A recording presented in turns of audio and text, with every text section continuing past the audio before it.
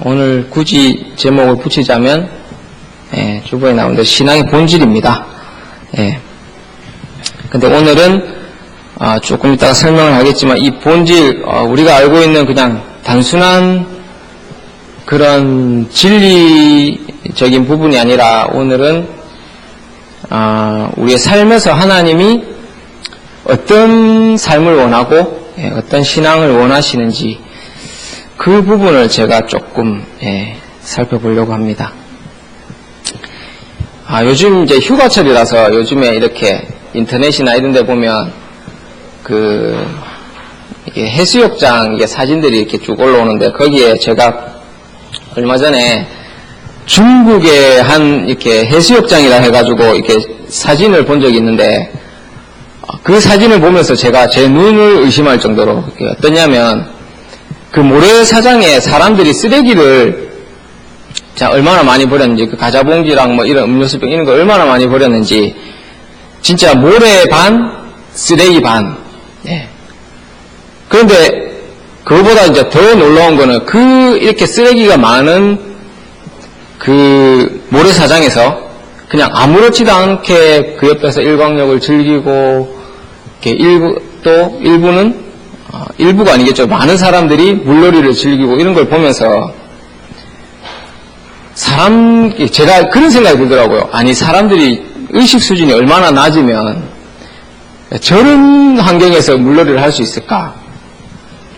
제가 조금, 그렇죠. 근데 저는 그게 남의 나라 일만인 줄 알았는데, 그게 우리나라에도 똑같이 그런 일이 벌어지고 있더라고요. 그 해운대 해수욕장 있잖아요. 부산에. 거기에 이렇게 사람들이 하룻밤 사이에 이렇게 버리고 가는 쓰레기의 양이, 그러니까 평일에는 하루에 4톤, 그리고 주말에는 8톤이나 되는 쓰레기가, 그러니까 밤 사이에 버려져서, 그러니까 그 다음날 아침이 되면 또 이렇게 손님을 맞아야 되잖아요. 해수욕장이니까. 그래서 밤 사이에 버려져서 이제 새벽이 되면 그 청소하시는 분들이 이제 일일이 수거를 해가지고 이렇게 버리는데 그 쓰레기의 양이 평일은 4톤, 주말에는 8톤이나 된다고 합니다. 그러니까 제가 이걸 보면서 이거는 뭐 중국, 우리나라 문제가 아니라 우리 인간이 타락하면 어느 나라나 똑같구나. 그런 생각이 들더라고요. 그뿐만이 아니라 제가 저번 주부터 이렇게 휴가를 지금 보내고 있는데 저번 주에는 제가 우리 가족들하고 계곡을 이렇게 다녀왔거든요. 근데 그 계곡이 국립공원입니다. 국립공원에 속한 데라서 거기는 텐트는 칠 수 있는데 치사라든가 이런 것들이 이렇게 완전 이렇게 금지가 되어 있습니다. 그래서 그냥 금지만 되어 있을 뿐 아니라 이렇게 단속하는 사람들이 다니면서 막 방송도 하고 막 그게 좀 심하면 벌금도 문다고 하더라고요. 그러니까 그냥 일반 이런 계곡하고 다르게 그냥 사람들이 관리를 하는 그런 계곡인데, 근데 이제 그 계곡이 이게 산 안에 있다 보니까 이렇게 길이 이렇게 넓은 길이 아니라 차가 한 대 겨우 지나갈 수 있는 그런 산길이었어요. 그런데 이제 앞에서 만약에 차가 오면 이제 이렇게 한쪽으로 비켜줄 수 있도록 군데군데 이렇게 차가 비켜갈 수 있도록 이렇게 길을 이렇게 좀 넓게 만들어 놨는데 거기가 이제 뭐 차가 한 대 아니면 두 대 이렇게 겨우 댈 수 있는 그 정도 공간이 준비되어 있는데, 근데 거기에 분명히 이렇게 주차 금지 해가지고 여기는 이제 차가 이렇게 비켜가야 되니까 여기 주차하면 안 된다. 이렇게 팻말을 딱 붙여놨더라고요. 근데 사람들이 거기다 주차를 해가지고 차가 이렇게 내려가다가 앞에서 차 만나면 비킬 데가 없는 거예요. 그래서 막 수십 미터를 후진을 해가지고 겨우겨우 이렇게 비켜가는. 근데 사람들이 그렇게 쓰레기를 버리고 그리고 그곳에 주차를 하면 안 되는 걸 몰라서 사람들이 그러겠습니까? 아니죠. 아는데, 그러니까 그런 거죠. 다른 사람은 피해를 보더라도 나만 편하면 된다. 그러니까 그런 이기적인 생각이 이제 너무 강하다 보니까 버리면 안 되는 자리에 쓰레기를 버리고 주차를 하고 이제 이렇게 되는 거죠. 그러니까 제가 왜 이런 얘기를 하냐면, 그러니까 지금 세상의 흐름을 보면 이렇게 세상이 참 이기적으로 변하고, 그리고 세상이 개인주의적으로 빠르게 변하고 있습니다. 그런데 세상이 그렇게 간다고 하더라도 이제 우리 그리스도인은 그런 이기적인 생각, 개인주의적인 이런 가치관을 이제 철저히 버려야 된다는 거죠. 그 예수님께서 마태복음 5장에 보면 우리를 너희는 세상의 빛이요 소금이라 이렇게 표현하고 있습니다. 그런데 우리가 그냥 세상 흐름에 휩쓸려서 그냥 그러니까 소금이 맛을 잃어버리고 빛이 제 역할을 못하면 결국 이 세상이 이제 어떻게 되겠냐 이런 거죠. 예. 그래서 우리는 점점 지금은 이렇게 어둠이 짙어지고 이 세상이, 그리고 점점 이 세상이 부패하는 가운데서 우리는 빛의 역할을 감당해야 되고 소금의 역할을 감당을 해야 됩니다. 그래서 오늘 제가 아까 말씀드린 대로 제가 오늘 제목은 신앙의 본질이라고 잡았지만 실제 우리 삶에서 우리 참된 그리스도인이라면 어떤 삶을 살아야 될지 그 부분을 좀 나눠보려고 합니다. 그래서 제가 방금 이 세상이 지금 개인주의적으로 흘러간다 이렇게 말씀드렸는데 제가 뭘 보고 그렇게 얘기를 하냐면 예전에 지어진 아파트들 있잖아요. 그런 아파트들을 보면 구조가 그냥 단순합니다. 그냥 거실이 넓고 그리고 뭐 이렇게 오픈된 공간이 많잖아요. 그래서 이제 거실이 넓다는 거는 가족들과 함께 할 수 있는 그런 공간이 있다는 얘기잖아요. 그래서 이게 거실이 넓고 오픈된 공간이 많아서 개인적인 생활을 할 수 있는 공간이 이게 많이 제한되어 있는 그런 구조로 되어 있는데 요즘에 아파트들을 보면 똑같은 평수라고 하더라도 요즘 아파트들 가보면요 참 이게 답답해요. 그게 보면 왜 그러냐면 점점 이렇게 개인적인 공간이 줄어들고 그리고 점점 같이 생활할 수 있는 거실이 줄어들고 그 반면에 이제 개인적으로 할 수 있는 공간이 늘어나는 거죠. 그래서 뭐 화장실도 뭐 이렇게 2개씩 그리고 뭐 따로 옷방이 따로 있고 그러니까 방에만 딱 들어가면 요즘 사람들은 거실에 나올 일이 거의 없대요. 예. 그러니까 이것만 보더라도 요즘의 추세가 어떤 이게 관계 중심에 보다는 점점 개인주의적으로 변해가는. 그래서 예전에는 저희 이렇게 클 때만 하더라도 이렇게 보통 자녀들이 한 3명 이상씩 됐잖아요. 그러다 보니까 뭐 굳이 부모들이 안 가르쳐줘도 이렇게 서로 형제들 간에 그런 이제 인생 공부를 합니다. 인간 관계에 대해서 내가 어떻게 해야 될지, 내가 고집을 부리면 내가 왕따를 당하는구나.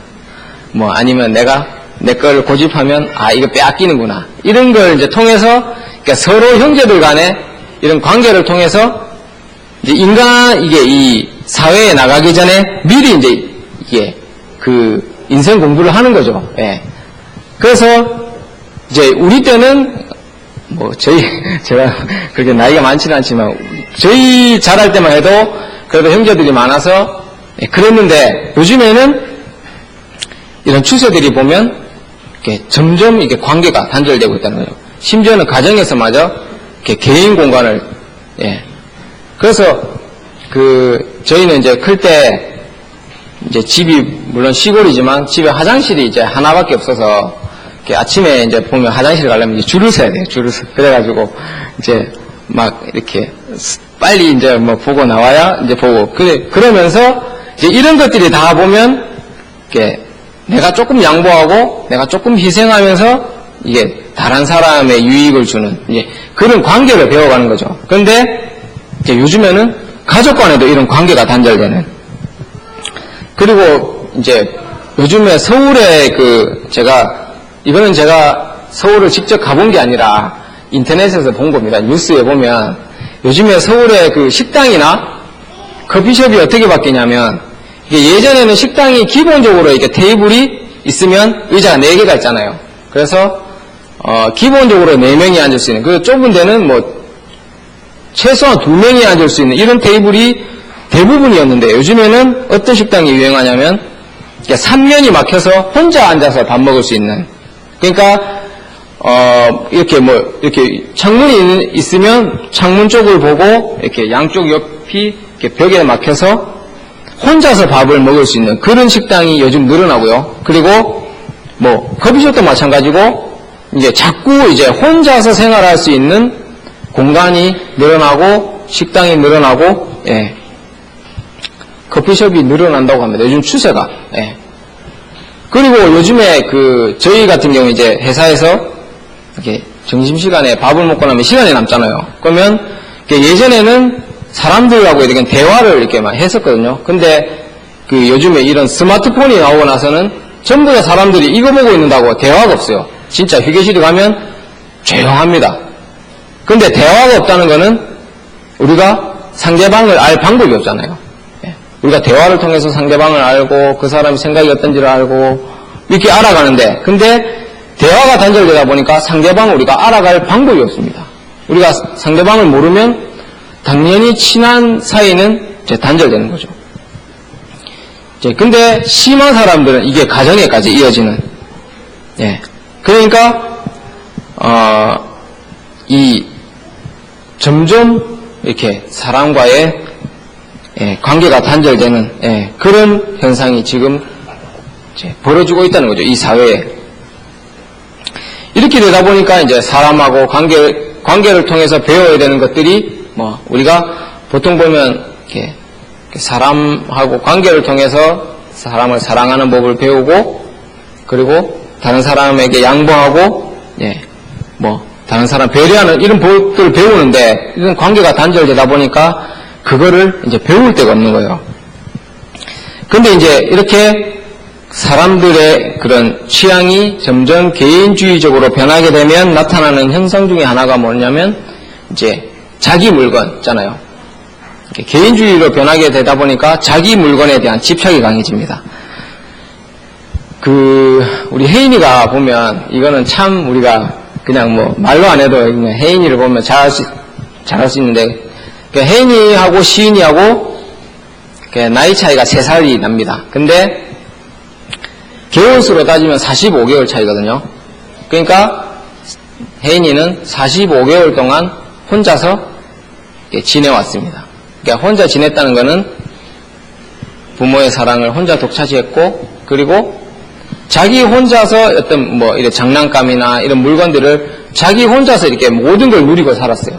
그러다가 이제 어느 날 동생이 태어났죠. 그러니까 혜인이가 요즘에 가장 힘들어하는 게 뭐냐면 이제 또 이게 시은이가 보면 이게 그냥 호락호락한 그런 스타일이 아니잖아요.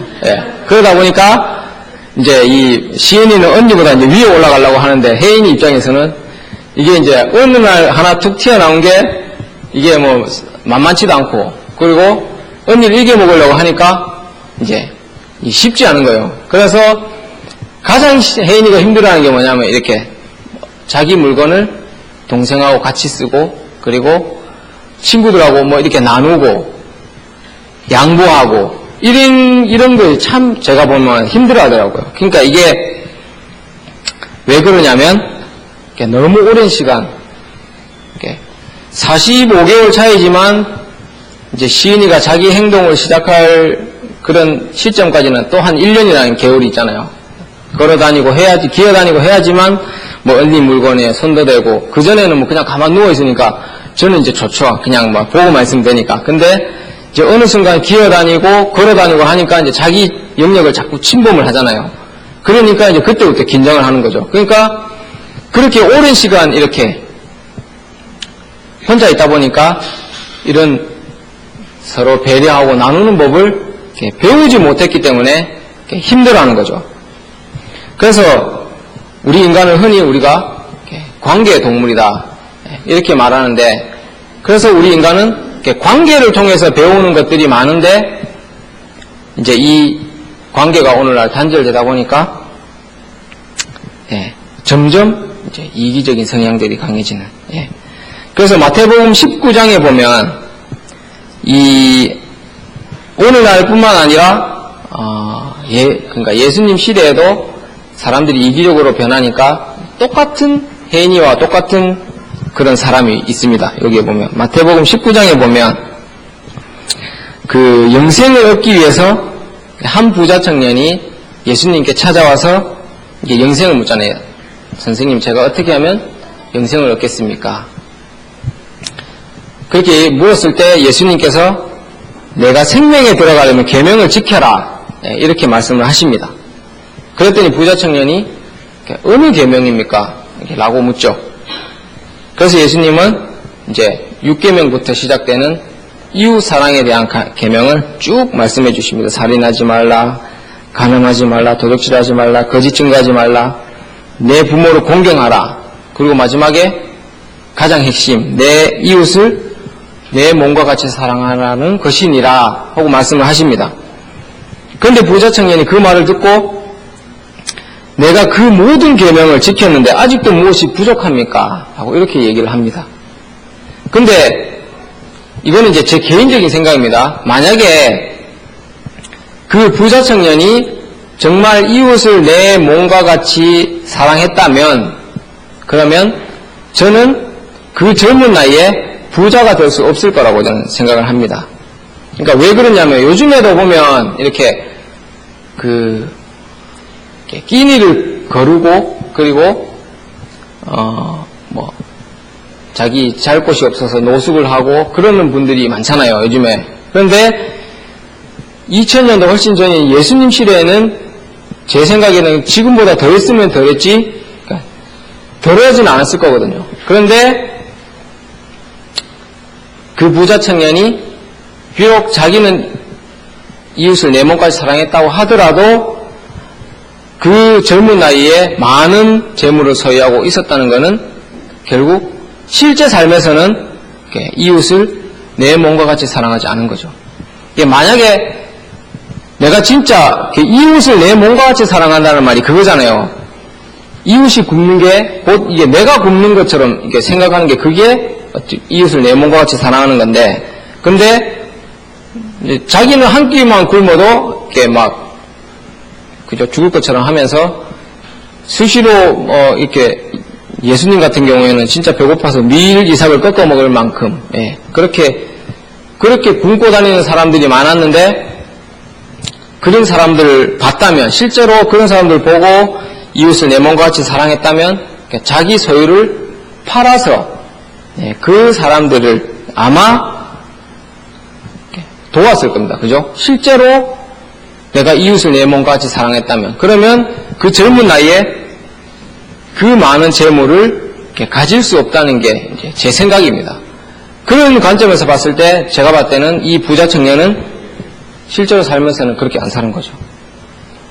그래서 결국 예수님도 그 부자 청년이 율법을 제대로 모르는 거라 하시고는 이제 그때는 이제 직접적으로 말씀하십니다. 보면 내 소유를 팔아 가난한 자와 나누는 것이 내 이웃을 내 몸과 같이 사랑하는 것이다. 이렇게 말하면서 그 율법을 완성할 때 내가 너에게 하늘의 보화 즉 생명을 얻을 것을 주겠다. 이렇게 말씀을 하시거든요. 근데 이 성경이 실제로 어떻게 기록이 되어 있냐면 잘 아시겠지만 제가 읽어드릴게요. 내가 온전하고자 할진대 가서 내 소유를 팔아 가난한 자들에게 주라. 그리하면 하늘에서 보화가 내게 있으리라. 그러고 와서 나를 쫓으라 하시니, 이게 이제 실제로 예수님이 하신 말씀이거든요. 근데 이제 제가 왜 이렇게 해석했냐면, 그러니까 우리가 영생을 얻으려면 하나님을 알아야 우리가 영생을 얻을 수 있습니다. 근데 하나님을 알면 하나님을 사랑할 수밖에 없죠. 그러면 하나님을 사랑하면 이웃 사랑은 당연한 거거든요. 이런 관점으로 봤을 때 저는 당연히 재물을 나누어 이웃에게 나누어 주는 것이 그게 이제 저는 이웃을 내 몸과 같이 사랑하는 것이고, 그리고 그것이 하나님을 사랑하는 것이고 그것이 영생의 길이다. 저는 이제 그렇게 해석을 했거든요. 근데 이제 오늘날 사람들이 물질에 대해서 가져야 될 중요한 감점 중에 하나가 뭐냐면, 나의 소유냐? 하나님이 나에게 맡겨주신 거냐? 이 부분이거든요. 그러니까, 다른 말로 하면, 내가 주인이냐? 하나님이 주인이냐? 이런 부분입니다. 그런데 대부분의 사람들은, 우리가 가지고 있는 이런 물질, 시간, 건강 이런 것들을 이제 우리의 소유로 생각을 합니다. 그리고 그것을 함부로 써도 될 것처럼 생각을 하고 실제로 이제 함부로 사용을 하죠. 그런데 이 불신자들을 제외하고 우리가 하나님의 백성이라면 우리에게 주어진 이런 물질, 시간, 건강은 하나님께서 필요한 자에게 쓰시기 위해서 우리에게 하나님이 맡겨놓으신 겁니다. 이것을 이제 잘 보여주는 구절이 사도행전 4장 32절부터 35절 말씀입니다. 거기에 보면 제가 읽어드릴게요. 믿는 무리가 한 마음과 한 뜻이 되어 모든 물건을 서로 통용하고 제 재물을 조금이라도 제 것이라 하는 이가 하나도 없더라. 사도들이 큰 권능으로 주 예수의 부활을 증거하니 무리가 큰 은혜를 얻어 그 중에 핍절한 사람이 없으니 이는 밭과 집이 있는 자는 팔아 그 판 것의 값을 가져다가 사도들의 발 앞에 두매 저희가 각 사람의 필요를 따라 나눠주미러라. 그러니까 초대교회 당시의 성도들은 실제로 어떤 삶을 살았냐면 자기의 그런 소유, 자기의 물건을 실제 이것을 내 것이라 여기지 않고, 그러니까 하나님께서 나에게 맡겨주신 것이라는 그런 관점으로 보고 그것을 이제 필요한 자에게 나누어 줬던 걸 볼 수 있습니다. 그러면 그 초대교회 당시에 그 성도들은 이 삶이 실제로 가능한데 왜 우리는 안 되느냐? 그것은 우리가 우리 주위에 일어나는 모든 이런 문제와 환경들을 그러니까 하나님과 민감하게 연관지어 보지 않기 때문입니다. 그러니까 우리 신앙의 본질을 우리는 이제 흔히 하나님을 알고 사랑하는 친밀한 교제와 하나님의 행하심에 온 삶으로 동참하는 동력자의 삶인데 그 동력자의 삶에 보면 가장 중요한 요소가 있습니다. 그 피에로의 삶. 이 피에로의 삶이 뭐냐면 영어 철자의 앞자를 따서 play, listen, obey. 그래서 하나님의 얼굴을 구하며 하나님께 기다리면 하나님 말씀하시죠. 그럼 하나님의 음성을 듣고 그 음성에 순종하는 것이 이게 이제 피에로의 삶인데, 근데 여기에서 중요한 그 단어가 뭐냐면 listen입니다. listen. 이 listen이라는 단어를 제가 이게 사전에 찾아보니까, 그러니까 이 그냥 들리는 게 있고 우리가 귀를 기울여야지만 들리는 소리가 있습니다. 그러니까 이 listen은 우리가 귀를 기울여 듣다 이런 그러니까 의미를 담고 있습니다. 그러니까 우리가 예를 들어서 저 농소 몽골에 있다고 생각을 하면 우리가 굳이 들으려고 안 해도 파도 치는 소리, 뭐 갈매기 우는 소리 이런 소리들은 우리가 굳이 귀를 기울이지 않아도 자연적으로 이렇게 들려옵니다. 그러니까 지금 보면 저런 에어컨 돌아가는 소리 이런 소리들은 굳이 우리가 들으려고 안 해도 자연적으로 들려오는 소리죠. 근데 이 리슨이란 말은 뭐냐면 그 중에서 만약에 어떤 한 특정 인물이 그러니까 저를 부르는 소리, 만약에 저 같으면 뭐 혜인이가 부르는 소리를 제가 들으려고 하면 제가 혜인이의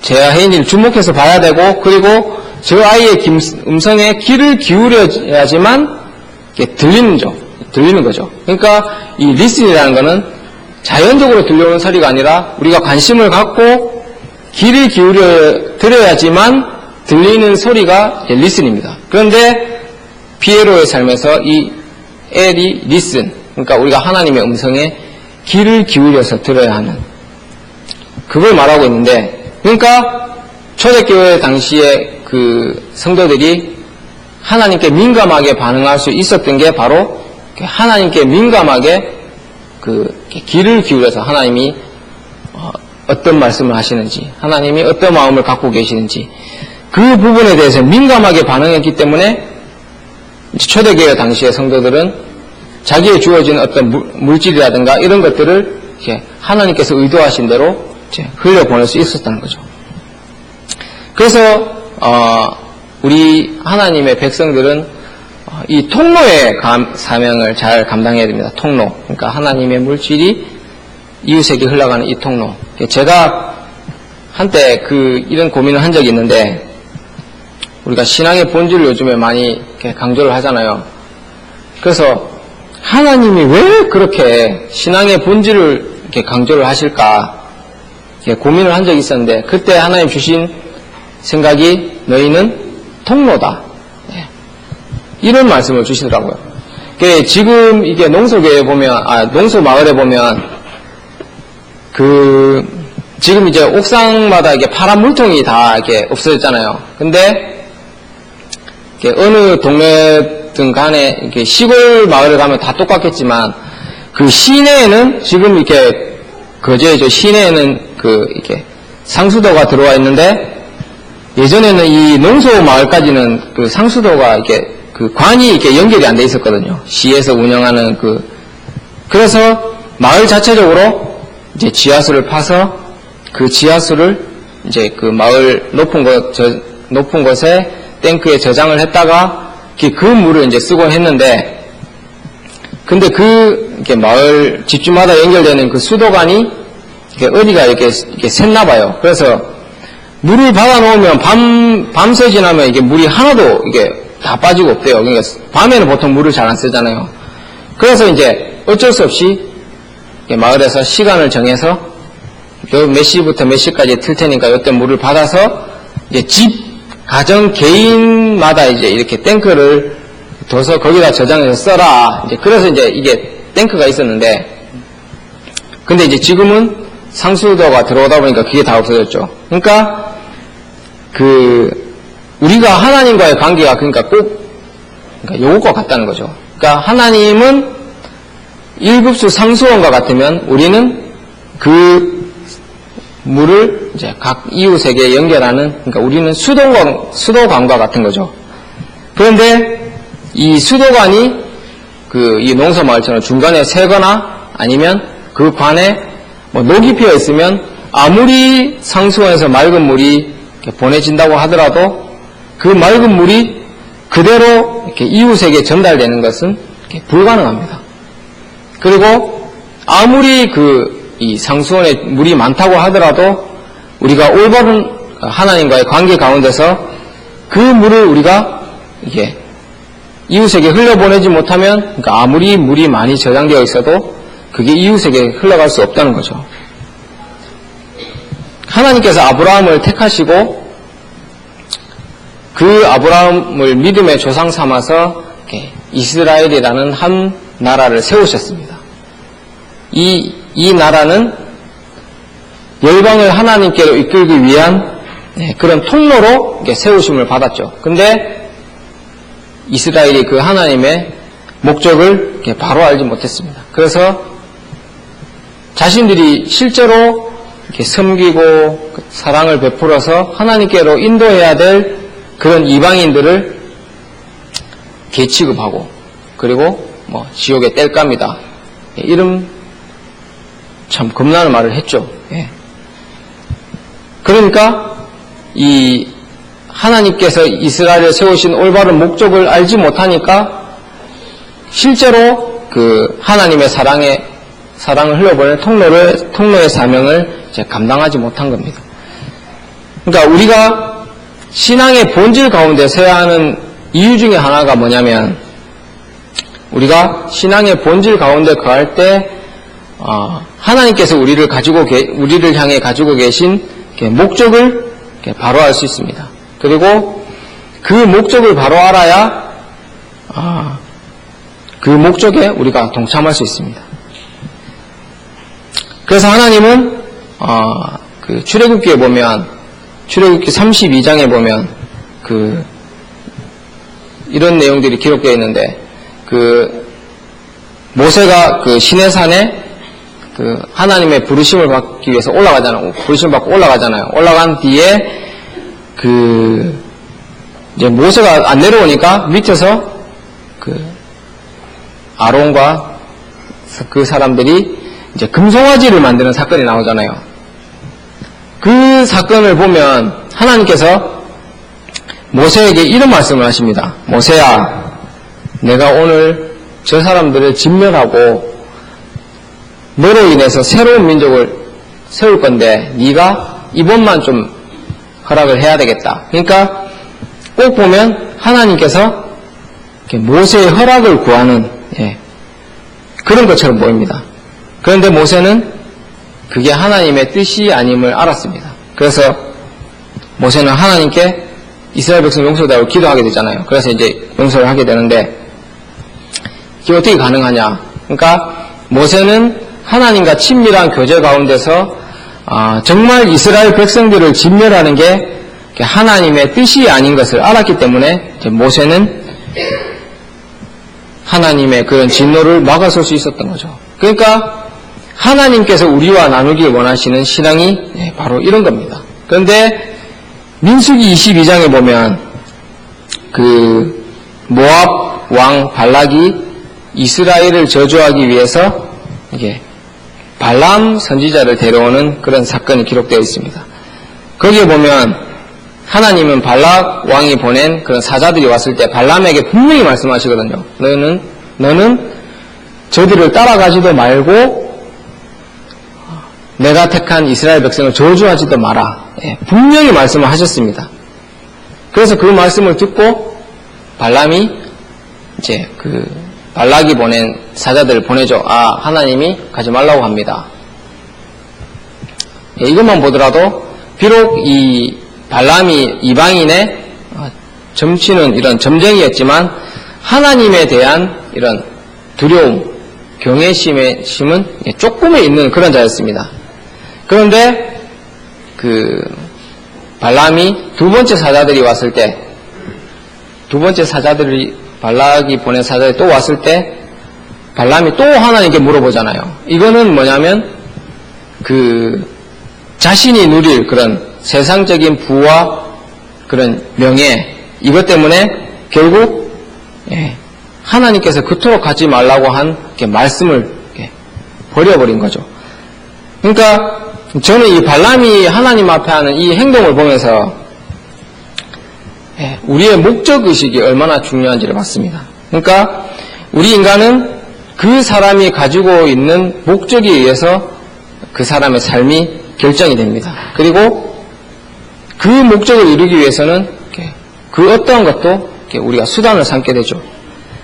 발람이 분명히 하나님에 대한 어떤 두려운 마음, 경외심은 있었습니다. 그런데 자신이 누릴 부와 명예를 자기 목적이죠. 이걸 택하자 하나님께서 진짜 당나귀의 입을 열어 역사하시는 그런 역사 가운데서도 결국에는 가잖아요.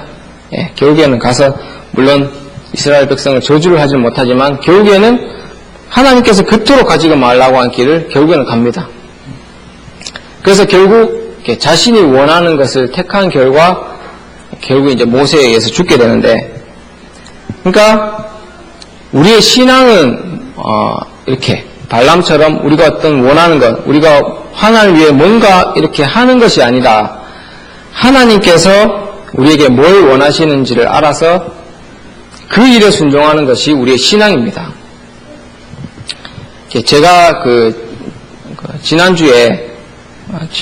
이번 주에 울산에 이렇게 처갓집을 갔다 왔는데 거기서 처제가 이제 애들 왔다고, 조카들 왔다고 이제 시내에 가서 장난감하고 책을 사준다고 해가지고 이제 나간 적이 있었는데, 근데 이제 울산 시내니까 우리가 못 가본 그런 길이잖아요. 그래서 제가 이제 시은이 손을 잡고 이제 갔어요. 그러니까 자꾸 시은이가 지 혼자 가겠다는 거예요. 그래서 제가 여기서 길 잊어버리면 이거 어떻게 엄마 아빠 찾아올래? 여기는 거저도도 아니고 일을 아는 사람이 아무도 없는데. 그랬더니 시은이가 하는 말이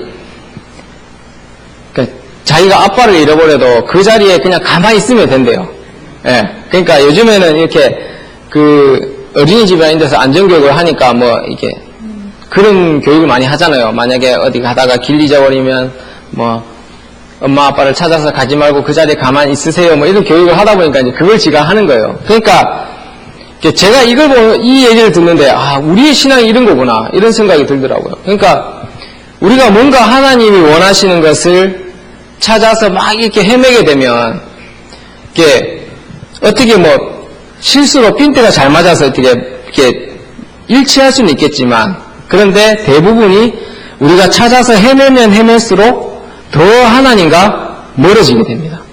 그러니까 저 애가 엄마 아빠를 잊어버렸다고 엄마 아빠를 찾아 나서는 순간 더 이게 엄마 아빠가 멀어지는 것처럼, 우리 신앙이 하나님께서 이렇게 원하시는 그런 신앙을 알지 못한 채 우리가 하나님을 찾아서 이렇게 헤매게 되면 더 이렇게 하나님과 멀어질 수밖에 없다는 거죠. 그래서 우리가 뭔가 이렇게 하려고 노력하는 그런 노력을 내려놓고 하나님이 우리에게 뭘 원하시는지, 그 하나님의 의도를 아는 것이 이제 중요하다는 거죠. 예, 오늘 제가 말씀을 마무리하면서 제가 한 가지 당부드리고 싶은 거는, 제가 이게 서두에 이렇게 요즘 사람들이 너무 개인적으로 변한다, 너무 이기적으로 변한다 이런 말씀을 드렸는데, 제가 드리고 싶은 말씀은 이게 그러니까 그 사람들이 잘못됐고 그 사람들이 나쁘다는 얘기가 아니라, 그러니까 요즘에 사회적인 흐름을 보면 이 사회를 주도하는 건 사단이잖아요. 그래서 사단이 인간의 관계를 끊어놓기 위해서 이 사회의 흐름을 개인주의적인 흐름으로 이렇게 자꾸 이렇게 이끌어갑니다. 그런데 그런 흐름 가운데 우리가 살다 보니까 사람과 사람이 부딪히면서 배워야 할 이런 관계들을 못 배워서, 그러니까 관계를 통해서 배워야 될 부분을 우리가 배우지 못해서 몰라서 그렇게 하는 거지, 그 사람들이 나쁘다, 그 사람들이 잘못됐다 이렇게 평가하는 거는 하나님의 관점에서 아닌 것 같고, 그래서 우리가 해야 될 건 뭐냐면, 그 사람들을 우리가 올바른 관계 가운데 이끌어주면 좋겠지만, 그게 아니라면 우리가 그 사람들 위해 기도할 수 있고, 그리고 그 사람 뒤에 있는 배후에 있는 사단을 우리가 대적해야지, 우리가 그 사람을 막 이렇게 후욕하고 평가하고 하면 결국에는 우리가 죄를 당하는 결과가 오지 않을까. 그래서 그런 관점으로 우리가 좀 섰으면 좋겠어요. 그래서 이렇게 저는 오늘 이렇게 이 신앙의 본질을 어떻게 살면서 적용을 하고, 그리고 이렇게 어떤 삶의 열매들이 나타나는지를 살펴봤는데, 그냥 결론은 그겁니다. 그냥 우리가 알고 있는 이 성경을 실제 삶에서 우리가 어떻게 적용을 할 거냐, 그리고 실제 삶 가운데서 이렇게 잘못 적용했을 때 우리가 마태복음에 나오는 부자 청년처럼 그런 결과가 올 수도 있고, 그리고 발람 선지자처럼 발람처럼 그런 경우가 올 수도 있다. 그래서 그런 예를 통해서 우리가 올바른 신앙으로 돌이켰으면 좋겠다는 그런 의미에서 오늘 말씀을 나눠봤습니다. 그래서 이 삶을 우리가 모두 실천하는 그런 저와 여러분 됐으면 좋겠습니다.